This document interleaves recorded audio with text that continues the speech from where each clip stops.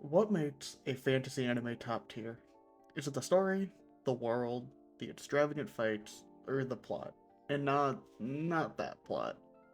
Regardless of any of those reasons, I think to be a top tier anime, it needs a balance of all of those with a hint of uniqueness. And let me tell you, I got the sauce, the scoop, what do kids say nowadays?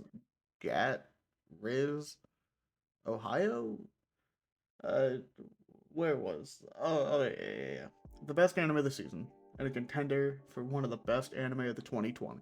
Frieren Beyond Journey's End is a breath of fresh air in the fantasy genre. It takes the generic anime tropes for this genre and flips it on its head. The big adventure is over, the Demon King is dead, and I know what you're saying.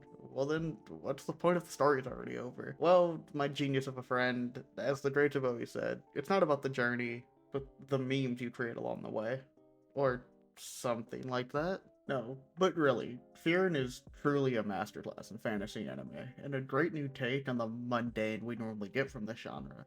If you don't trust me about that masterclass take, don't worry, dear viewer. I come with evidence to back up my claims. If Frieren wasn't actually the best anime, then why is it number one on my anime list?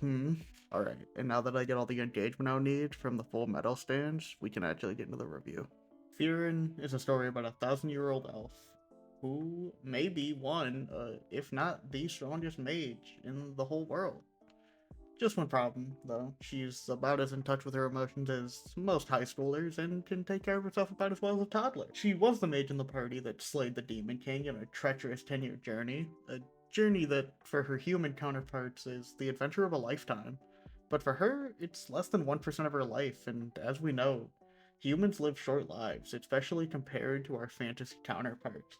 As Frieren has learned to come to terms with the loss of her friends as they age and pass, her new journey is about understanding people and putting effort into learning about them. In her new, seemingly never ending journey of learning emotions and understanding humanity, she picks up some new companions, those being Fern and Stark, both apprentices of her past party members. Fern is a human, raised by Heiter the priest. He adopted Fern and raised her. When Frieren came to visit him 20 years after Himmel the hero's death, he asked Frieren to adopt Fern and train her as her apprentice. Fern, like most everyone in this series, is a great character who has constant struggles and has much to strive for. She takes on the mature role of the party. As I said, Frieren is basically a toddler when it comes to taking care of herself, at least. So Fern fills in that role of being the adult in the party. But her being young and having grown up taking care of Heiter as he aged as a young child, she's kind of had to mature early, but she's not immune to the occasional temper tantrum, as she's still a kid. But she's a great mage with mastery over magic that far exceeds her age. Then we have Stark, my personal favorite character in the series. After his village was attacked by demons, he fled and became Eisen's apprentice. At Eisen's instruction, he joined Frieren's party as their vanguard. He comes off as a very whiny person, a warrior with no spine.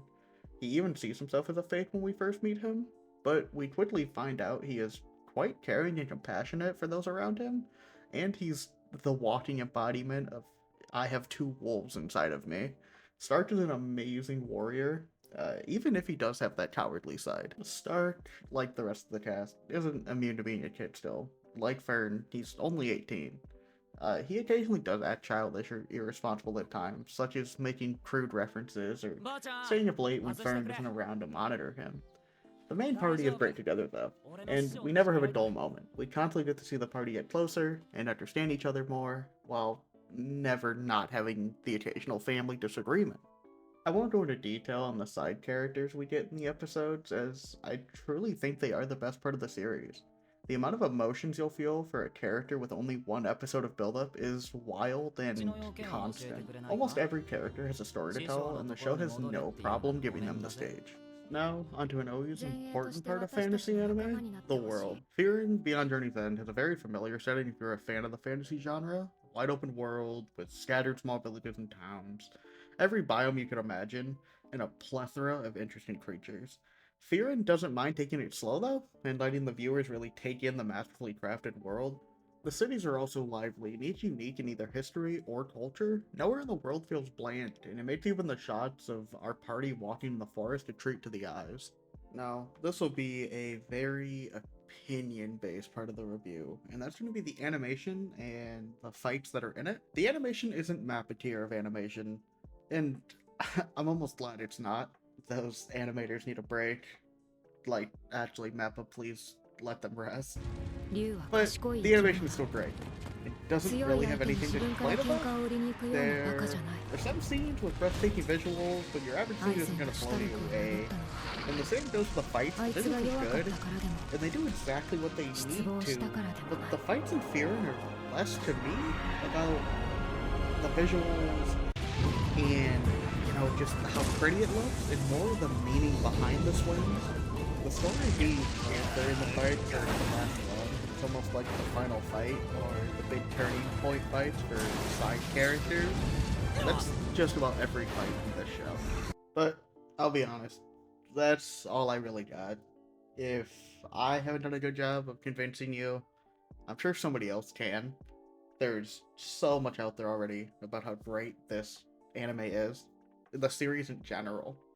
And I don't want to go into any more detail, as I feel that this is a story that is best experienced knowing as little as possible.